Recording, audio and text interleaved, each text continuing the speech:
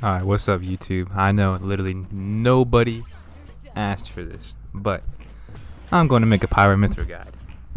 So, other than being a Pyra Mythra guide, this is me working on my gameplay, figuring some stuff out with her, and just kind of showing you how I play her and how I think she should be played efficiently. Also, like, how I combat certain types of opponents. So this first game is a Bowser. Bowser I think is a very bad matchup against Pyra Mythra. Like, has no chance beating her, anything like that, because the spacing, easy, so much range. Like, he gets punished trying to fall, trying to lock up space against me.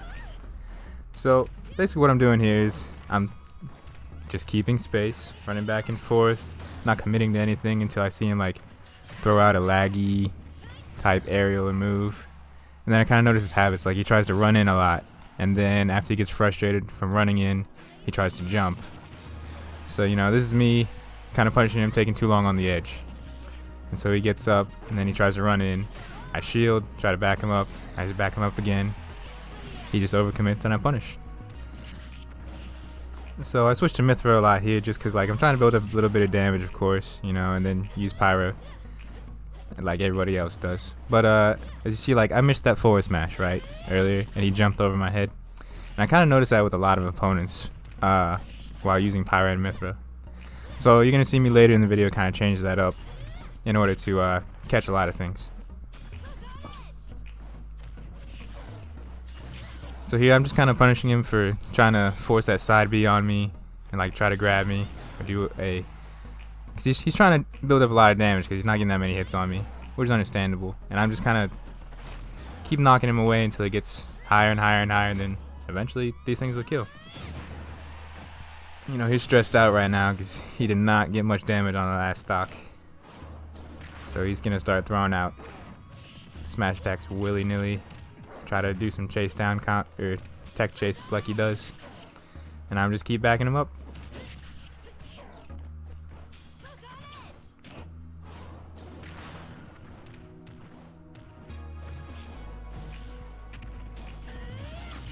So I do a lot of that, use that side B a lot for tech chasing with Mythra.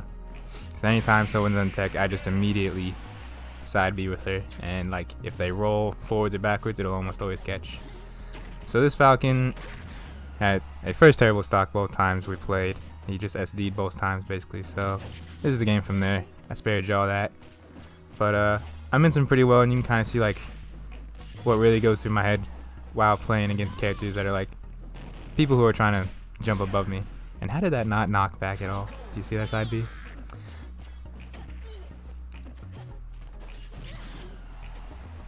It's basically, it's Captain Falcon. If you focus on keeping him off stage, the better. And I missed that little bit of style right there, but it was low-key worth it. It made him stress.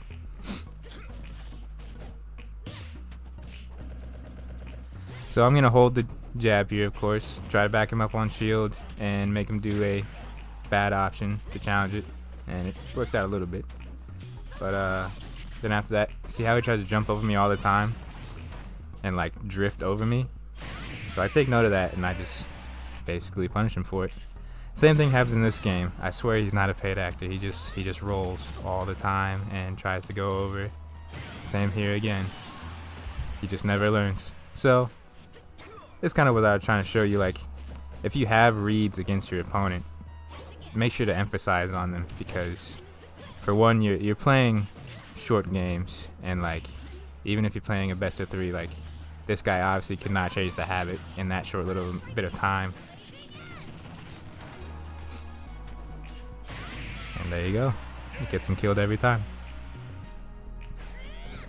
And so this final game, I was expecting this Link to play like most, very projectile based, but he was actually trying to get in like the whole time with the grab combos, little tilts and aerials. So I switched to Mythra real quick and try to avoid getting grabbed mostly, or grab him first.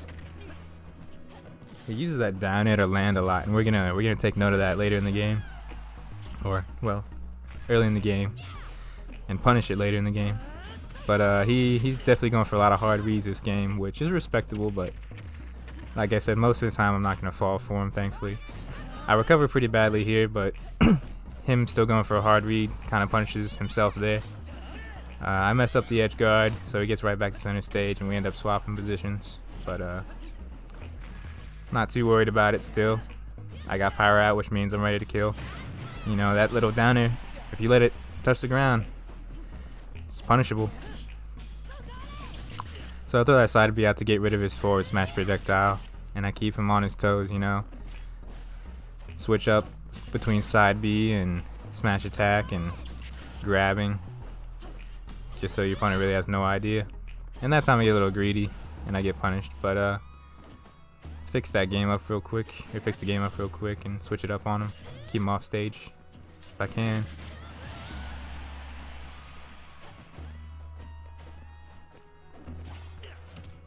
So here you see again that little tech chase I tried to do with the forward throw and the side special.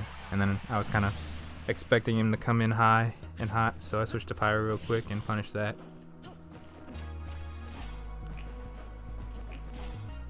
You see, I just keep running in, grabbing him, because when he lands, he shields. And I'm not giving him enough time to roll away.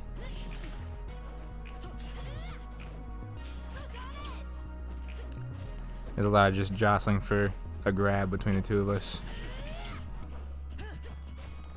And he starts getting frustrated and just running right at me, so I'll just throw out a side B occasionally.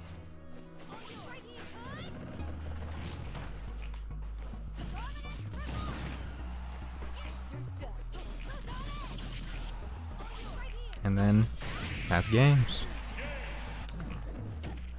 Please consider liking and subscribing. Thank you very much.